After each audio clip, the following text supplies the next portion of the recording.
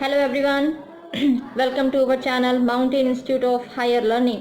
मैं आपके साथ आपकी साधना मैम आज क्लास 11th के chapter 1 diversity of living world पे बात करने वाली हूँ कि उसमें किस तरह से डाइवर्सिटी के पार्ट हैं, कैसे हम साइंटिफिक नेम प्रोवाइड करते हैं, किस तरह की क्लासिफिकेशन की रिक्वायरमेंट क्या है, क्लासिफिकेशन को देने के लिए या क्लासिफिकेशन मेंटेन करने के लिए why we need to the nomenclature and how many type of the nomenclature, किस तरह से हम साइंटिफिक नेम प्रोवाइड करते हैं। So we discuss to all point of the chapter 1 जहाँ पर हम पूरी तरीके से अपनी अर्थ पर प्रेजेंट उनकी नंबर्स, उनकी सिस्टम, उनकी जो भी डाइवर्सिटी या भी जो भी हमें चीज़ें दिखाई देती हैं उस पर पूरा का पूरा हम इस चैप्टर पे बात करने वाले हैं।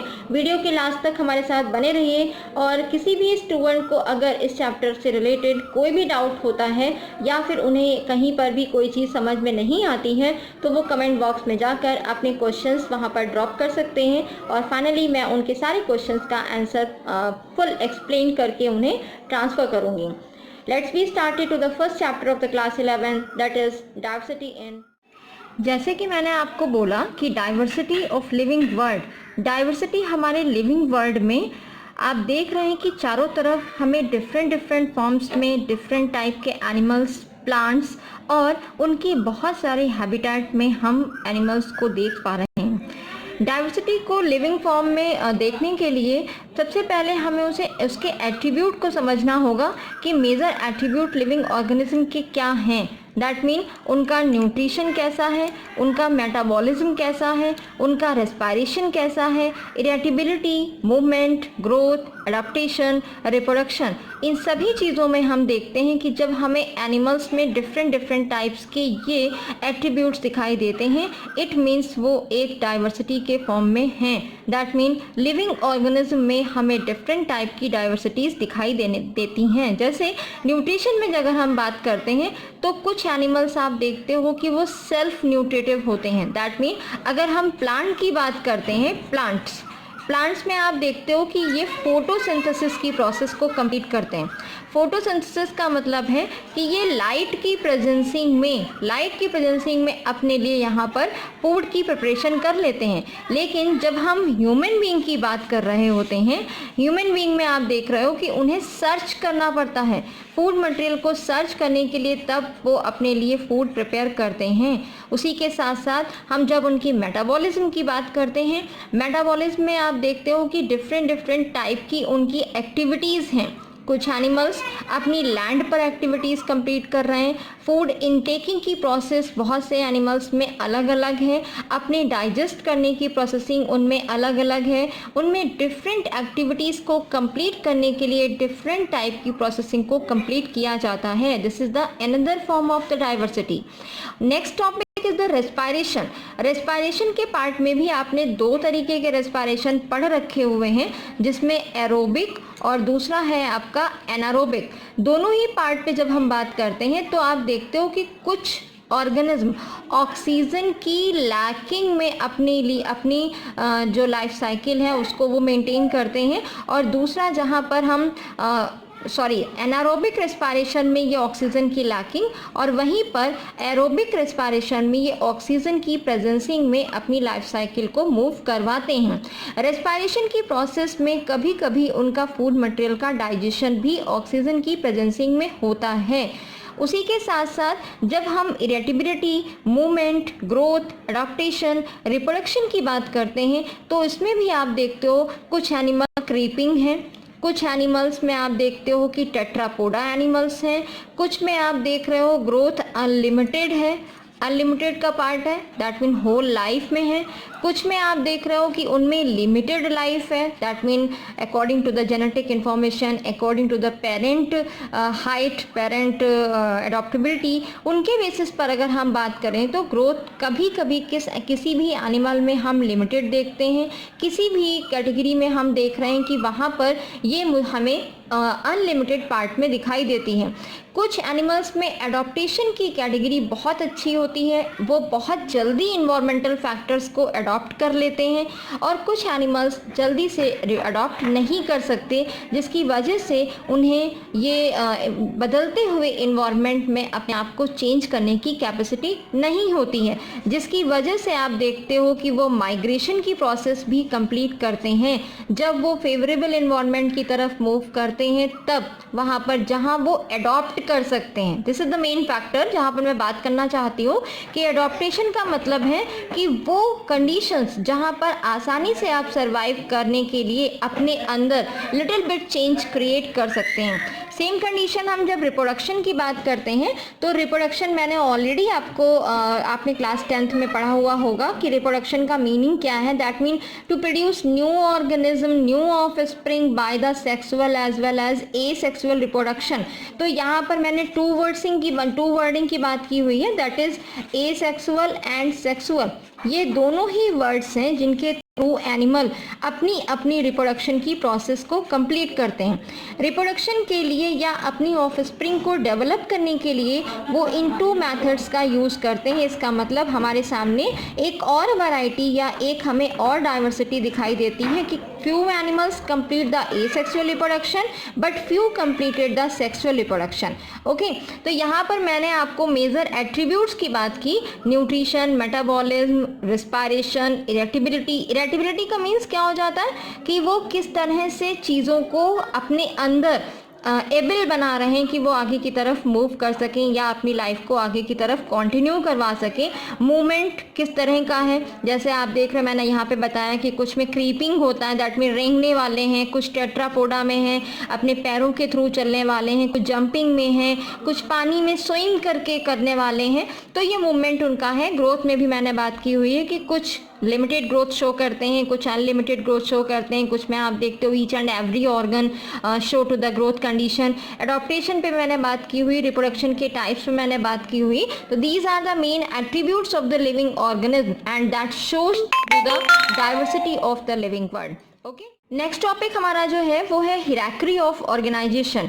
हिरार्की यहाँ पर हम बात कर सकते हैं कि किस तरह से उसका बॉडी डिज़ाइन हुआ है, किस तरह से हम लिविंग एंड नॉन लिविंग की बात करते हैं। तो वो पार्ट आपके इसमें आ जाते हैं जिसमें आप देख रहे हो कि मैंने फर्स्ट पार्ट यहाँ पर शो किया हुआ है, this is the atom. Atom की फॉर्मेशन, एटम जब पार्ट है तो उससे क्या फॉर्म हो रहा है, molecules and compounds. Molecule and compounds को जब हम टू पार्ट्स में डिवाइड करते हैं तो one side is a form is organelles and some time this will be just form to the mixture, crystal and colloids and all these part is a non living. यहाँ पर basically जो हम जिस point पर बात करने वाले हैं वो है living and non living. That mean how we define the living and non living organism, how we define the living and non living characteristic in any living condition. कैसे हम बात करते हैं, तो यहाँ पर सबसे पहले तो हम 3 वर्ड्स पे बात कर लेते हैं। First is a living, second is non living and third one is dead. यहाँ पर तीनों ही वर्ड्स में अगर हम बात करें तो लिविंग है तो आने वाले टाइम पीरियड में वो डेड में भी जाएगा। दैट मीन डेड और नॉन लिविंग में बहुत सारे बच्चे ये सोचते हैं कि बोथ वर्ड्स आर सेम, लेकिन यहाँ पर आप देख सकते हो कि डेड वर्ड कब आया, आफ्टर लिविंग। दैट मीन जो चीज़ कभी भी लिविंग कंडीशन में थी, after the completing of the life span, whenever any animal, any plant just go to the death condition, then this situation is known as dead. Non living का मतलब है जो चीज़ कभी लिविंग सिचुएशन में रही ही ना हो, वो कभी भी लिविंग कंडीशन में ना गई हो, तब हम वहाँ पर बात करेंगे this is the non living. उसके साथ ही साथ ऑर्गेनल्स में हम बात करें, ऑर्गेनल्स दैट मीन छोटे छोटे जो ऑर्गन्स हैं जिसको मिलाकर के हमारी बॉडी बनी हुई है उसकी बात हम करते हैं। तो ऑर्गेनल्स क्या कर रहे हैं, ऑर्गेनल्स यहाँ पर लिविंग सेल्स की फॉर्मेशन करते हैं। लिविंग सेल यहाँ पर मैंने आपने बहुत पहले पढ़ रखा है, class 7th 8th 9th 10th सभी में ये चीज़ दी गई है कि cell is the unit of life. That mean life को बनाने वाली कोई यूनिट है तो वो क्या है, सेल। और लिविंग सेल्स की फॉर्मेशन किससे हुई, ऑर्गेनल से। ऑर्गेनल की फॉर्मेशन किससे हुई, मॉलिक्यूल और कंपाउंड से, जिसकी फॉर्मेशन हुई एटम से। क्लियर? ओके, लिविंग सेल्स की जब group of cells, that mean so many cells are organised with each other and form the particular structure, this is known as tissue. जब किसी living cell को हम group में organise कर देते हैं तो सिंपल वे में हम क्या बोलेंगे, group of the cell is known as tissue and whenever many of the tissues are arranged in a particular structure then it is known as organ. Cell से बना टिश्यू, टिश्यू से बना organ, और जब बहुत सारे ऑर्गन्स एक साथ मिलकर के किसी भी सिस्टम को मेंटेन करते हैं then it is known as organ system.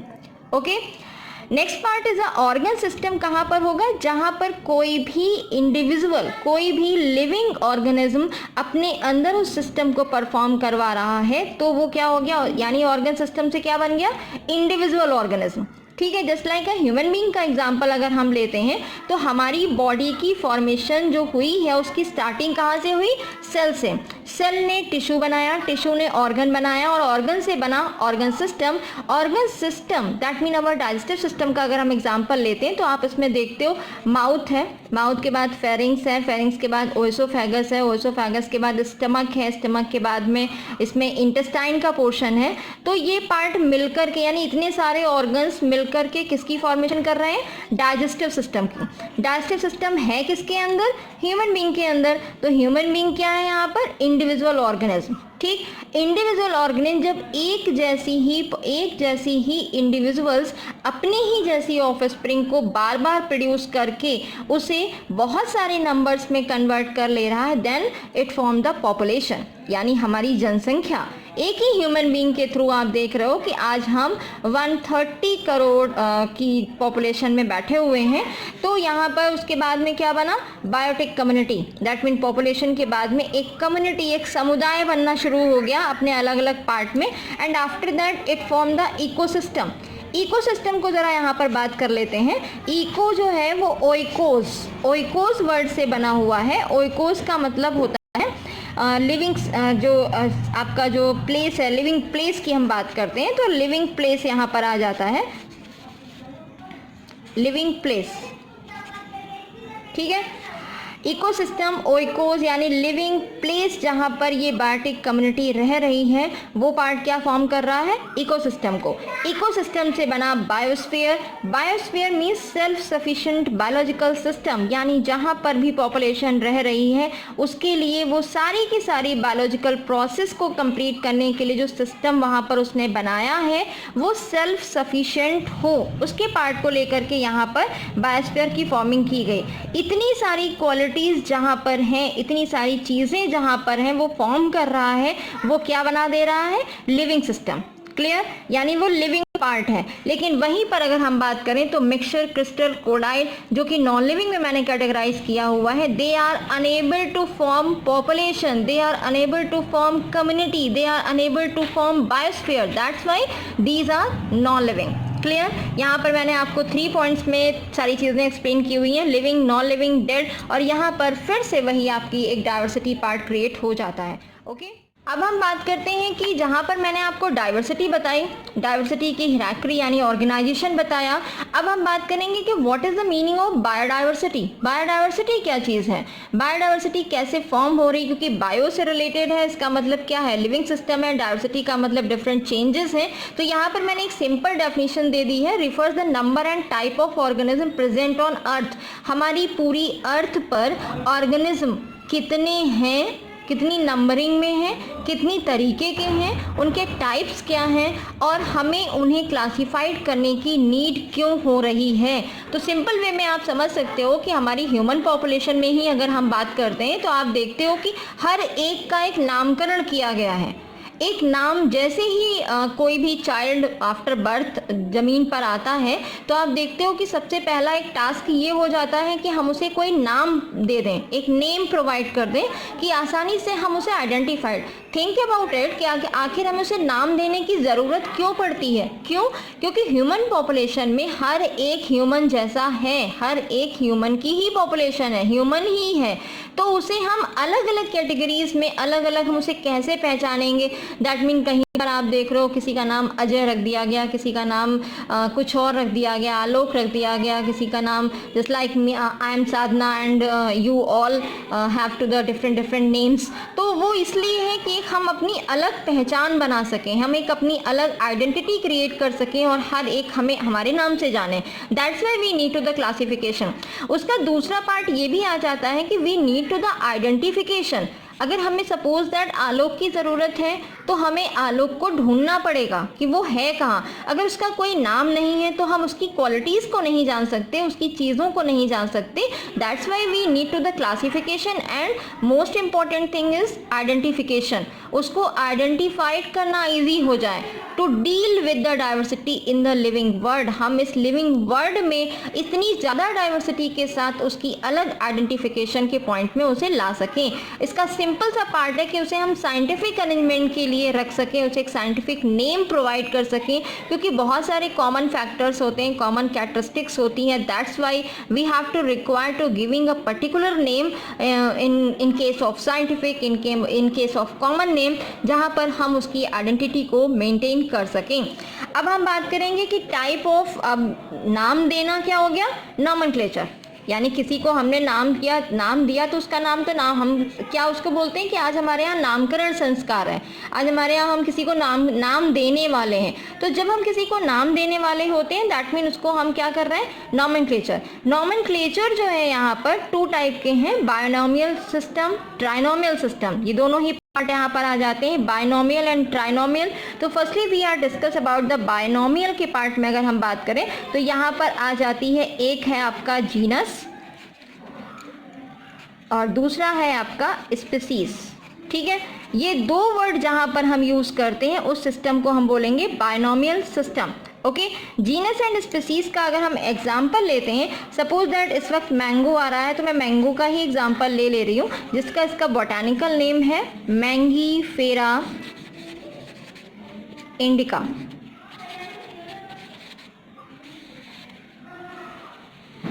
Mangifera indica यहाँ पर आप देख रहे हैं कि जो फर्स्ट लेटर हम इसको प्रोवाइड करते हैं this is the genus and second letter is indica.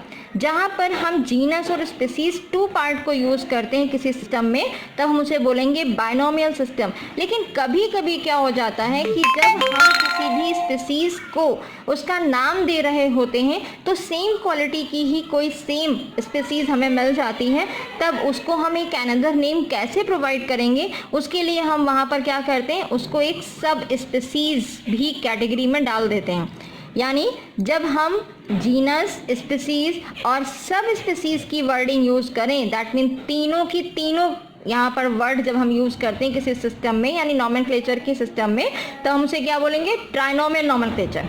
Clear, genus, species and sub species. अब यहाँ पर एग्जाम्पल क्या होगा, उसके लिए ह्यूमन का ही एग्जाम्पल मैं ले रही हूँ। ह्यूमन के एग्जाम्पल में अगर हम बात करते हैं तो ह्यूमन में अभी तक आपको इतना पता था कि Homo sapiens sapiens, this is the zoological name of the human.